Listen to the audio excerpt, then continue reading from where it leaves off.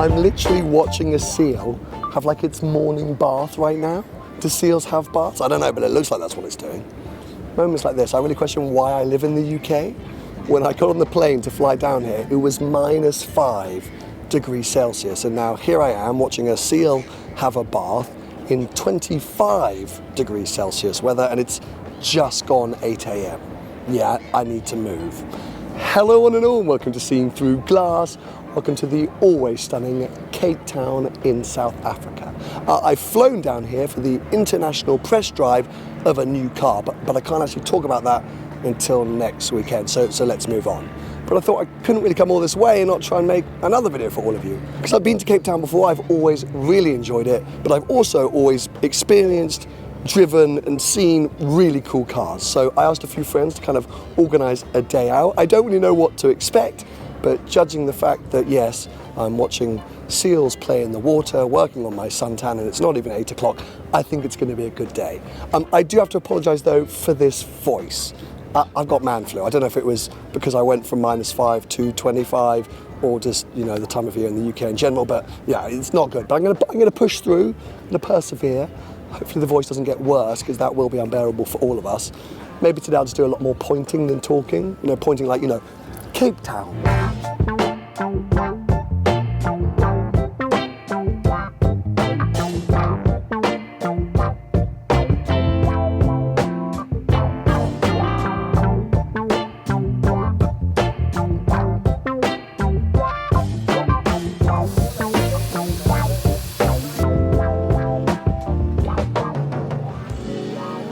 Yeah, this day just keeps getting better and better. Firstly, seals in the bay, and now a gorgeous looking coffee in one of the coolest dealerships, I'm going to say, in the world. Welcome to Custodian Web. I've been here before, I think back in 2019 during Drive the World, but a great friend of mine, Jonathan, now works here, and it's just a vibey space. Let's move past the fact there's a bloody SLS behind me, and yes, a 360, and that's just the start of it. It's got a coffee shop inside the showroom. It's kind of this industrial chic. It's just cool, and the coffee is good. To be fair, Cape Town coffee in general is pretty spot on. It's quite hard to find a bad place, but this is a good place, maximised by the car. So let me just quickly down this because I need it, and then I'll give you a quick tour of some of the incredible stock that's knocking around. God, I do love an SLS. A friend of mine just picked up a blue on blue car. They're just so good looking, they're aging incredibly well. Another car that's aging well, of course, yes, the 360. This is a very nice spec, this car. F1 gearbox, not a manual. Rosso Corsa black leather interior, winner, winner, chicken dinner. But I have to say, the big crush I have in this showroom is for this 512M, a rare and very expensive car. Bit of a controversial one, I think, because it was the sort of last iteration of the Testarossa, the 512. Didn't get the pop-up headlights, but I kind of prefer these clear glass headlights, weirdly. It's quite strange designed rotor wheels, again, I'm a fan of. I don't know, I think this thing is super cool, and seeing it in silver, absolute winner. 612 Scaglietti, it looks black, but it's not. I think it's blue Ponzi. It's a very, very dark blue, the paintwork. Let me come up with a flashlight. There you go, you can just about see the blue with the crema interior, is amazing. 964 Turbo in white, that thing is amazing to see. Seen a few over the years in black, sort of, you know, bad boys movie spec, but in white it looks awesome. White 3RS as well, and a 600 LT. There's a whole like storage area at the back there for some sort of VIP clients' cars, and a Rolls Royce Ghost, a 993, and then this super performance Shelby Daytona Coupe. I drove the super performance GT40 a few years ago and thought it was amazing. This thing must be an absolute monster. The classics continue over here. Got a stunning, is that going to be a Carmine red 911? I'm not entirely sure, but anyway, very nice example. 356, a Pagoda. I'm guessing that's going to be a 190 SL. I never know how to tell the difference between a 190 SL and a 300 SL. Someone tell me what the key markers are. Another lovely speedster there. E-Type Roadster. I can't help but think E-Types are becoming weirdly good value. They've really dropped off on the used market, and what a thing.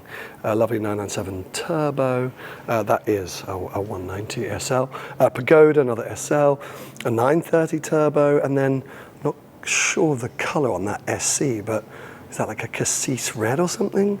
It's kind of a pinky red. Oh, very nice either way. But yeah, I mean, it just goes on and on.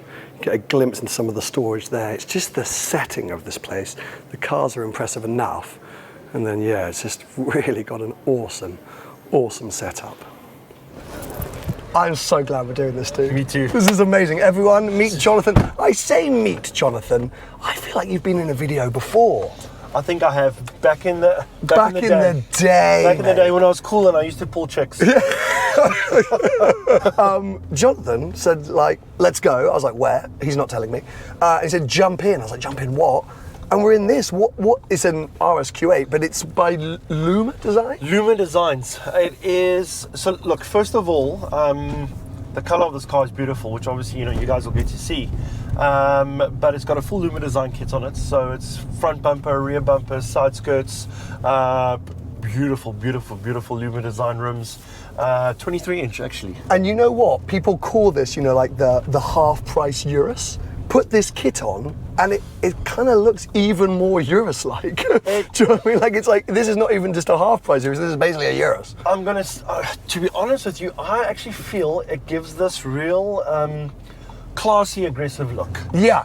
So it really, it's got so much presence on the road now, but it's not over the top. Yeah, it's not too aggressive. No. I think it's appropriate for two lightly haired gentlemen going on a sunny adventure in South Africa. So you're still not going to tell me where we're going? So no, it's going to be a complete surprise where we're going. Oh no, I'm lying. I can actually tell you where we're going. It's very beautiful. That's at least what I can tell you. Okay. Yeah. I mean, I sort of trust you, and then I also think you might be winding me up, but I'm going to keep my fingers crossed. And no matter what, I'm happy. We're here in this RSQ8, exploring Cape Town. So let's see where we end up. Hopefully Sam really enjoys the surprise of it's actually just coffee that I'm going to give you. Yeah, oh, no, that's the best surprise ever.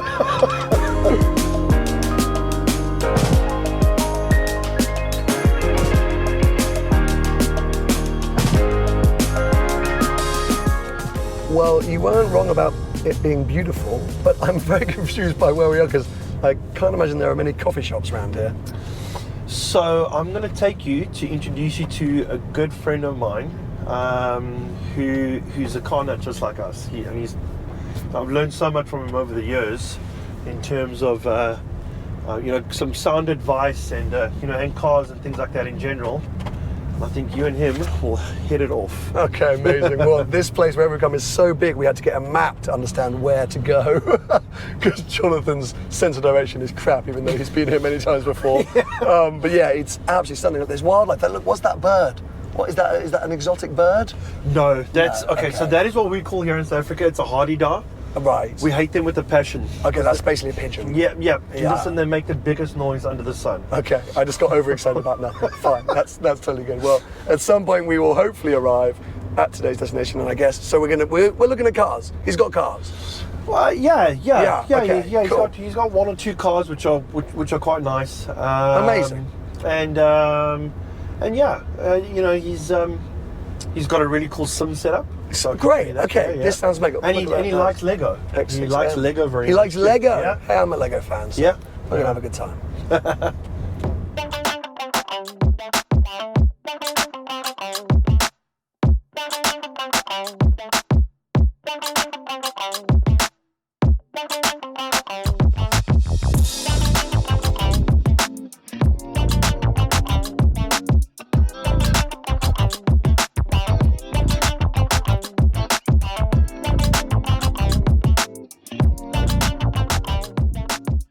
Well, Jonathan has over-delivered. We have come to one of the most incredible private collections displayed in one of the most beautiful garages I think I've ever seen.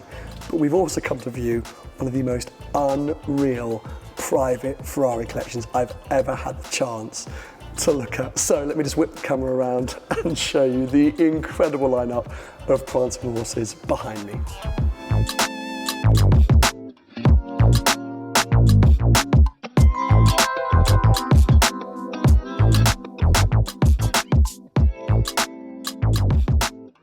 Now, the fun thing about this mad collection is whilst the cars themselves are impressive, the specs are also mind-boggling. So to kick things off with the stunning 296 in this kind of like satin grey, soft, putty-esque grey. I've never seen that colour before. Absolutely wild. We all know how I feel about the 296. An amazing car. Next to it, SF90 plugged in with the charger. I really like the crema-esque interior within the light silver paint. Got a stunning Pista Aperta next to it with the blue stripe, white paint. Also matching interior on that car too. Check out the Pista Coupe. This is where the colours start to get quite bold. Got that red interior, matching inserts to match the exterior paint. Again with the satin and the yellow stripes, very cool to see. 458 Spider, this one looks a little fettled with the different wheels. Got a little wing at the back as well, which is looking absolutely unreal. Right next to it after that, got 430 Spider, unbelievably cool, and the 430 Scud. But of course, no Ferrari collection complete without, yes, the Challenge Stradale. I was so pleased when I came around the corner and saw this. Black leather interior in this car. Otherwise, I think this is Rosso Corsa rather than Rosso Scuderia. I probably need to ask and check, but so great to see. Also, we've got I didn't even check if it was a 308 or a 328, one of the earlier cars from the collection. This collection started as a Ferrari collection, so it's a 308 GTS. This is where it all began for the owner with a BMW 518i, restored to basically look exactly like the car that he owned way back in the day. This wasn't the car that he owned. He went out and bought another one, restored it to sort of celebrate the story. But yeah, 308 GTS. The first car was this 355 Spider. That's where the Ferrari collection really began. Then we get into the heavy hitter new stuff. Pura Sangue. Apparently the collector wasn't that keen on the idea of Pura Sangue, then drove one, fell in love. Oh, I've got to talk about firstly all of this Michael Schumacher memorabilia. I think you all know my obsession with Schumi. Lots of incredible stuff here, racing boots, hats, memorabilia, pictures, also a racing suit up that side as well. So cool to see so many pictures. This is a Rubens Barrichello race suit too. And then we come down here because yes, look at these cars. F12 TDF with, I don't know if you can see it, that red interior. How unreal is that? This has got to be one of my favorite modern Ferraris. Absolutely blows my mind. This thing's so scary, sounds incredible. I adore this. And then we've got this highly tailor-made 458 Speciale Aperta. Apparently this took forever to actually get through the production line because it had a very early version of coloured carbon fibre. You're not really going to be able to see it on camera, but that is blue carbon fibre throughout the car. It took forever for Ferrari to actually develop it. So the belief is this is the last naturally aspirated V8 mid-engine car to leave the Ferrari factory. So really, really cool, really special, really unique. Even those wheels, it's all tailor-made, so from the factory. Then we've got an 812 GTS, which arguably is the sort of ultimate in terms of usable modern day Ferraris and a very nice classic spec. 812 Competizione Aperta, one of my first Competizione Apertas that I've seen out and about. Really chic spec on this. And then next to it, the LaFerrari Aperta. The mad thing is this is not the full collection, but it is a huge array of the cars. You can see this wall behind me, which shows the LaFerrari Coupe as well. Some of the other cars that are part of this collection that aren't quite here at the moment. I believe the only Ferraris that have been sold over the years, so 599, which you can see down there, and I think an original 360 modern, Spider, which is up at the top. Otherwise, everything else has been held onto. And these cars are driven. Got some more little models down here, which is very cool to see. But yeah, they're all on trickle charge. They're all ready to go. They are used fairly regularly. Loads of memorabilia here. And look at this unbelievable setting. It continues the other side. I don't know if I've already shown you the B-roll, if I'm going to use that now. Lots of other cars, but me being a Ferrari nut, this is the room that I'm really freaking out about. This is so wild, this car. But yeah, I literally don't know where to begin. The owner has been giving us a tour and I just basically stopped talking to him because I was just so blown away by the stuff that I was seeing. I mean, what are you choosing in here when you wake up in the morning, you decide you want to go for a drive through sunny South Africa? What are you taking out? There's one for every occasion. Unbelievable. Feel the power. Love it. I am both inspired motivated and also depressed by what we have just seen. Firstly, you really downplayed that whole, I mean, well done, because the surprise was definitely impactful. What a collection. It's you know, like I said, I myself, even no matter how many times I've seen it, every time you go there, there's something new, and it's always a cool new story to tell behind it. I love it as well. That's what was amazing. Obviously, I couldn't film our entire visit, and the collector himself didn't want to appear on camera, but so many of the cars had such great stories, like really great stories, some of them really amusing, as you just touched on. I mean, it was only just a portion of the collection anyway. Like, that's what I couldn't believe. He kept saying, oh, this is it, and I was like, there's more? But those Ferraris, dude, I mean, you know, you're a Ferrari man, I'm a Ferrari man. That is just... It was like having 3 Ferrari people under one roof. Yes, yeah. They were all oogling, even though it's his own cars. Even he was oogling. Even he was. I think he'd like forgotten about. So like he was like, oh yeah, this one is cool. Thank you for arranging that. It's absolutely unbelievable. I have fallen in love with Cape Town a little bit today. Good. Yeah, I mean, I remember liking it, but this is pretty damn good. And you've been saying that is just scratching the surface of the kind of stuff and collections that's down here. Yeah, look, Sam, and you know, the nice thing is, you know, I'm not just saying this now, but you're actually not a bad guy.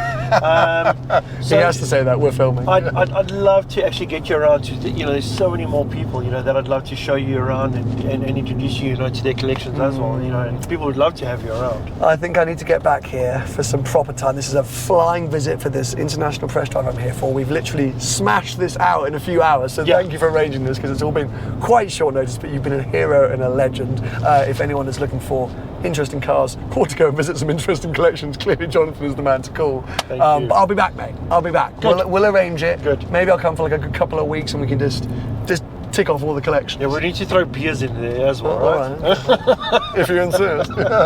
Anyway, guys, this little taster and a teaser from down here in Cape Town. So stay tuned. Next weekend is the primary reason that I've come to visit, and it's a good one. You're not going to want to miss it out. Oh my God, did we just nearly die? No. Okay, driving here's all right. Hey? Driving here's like, it's okay? Oh yeah. Yeah, fine. Yeah, it's super safe.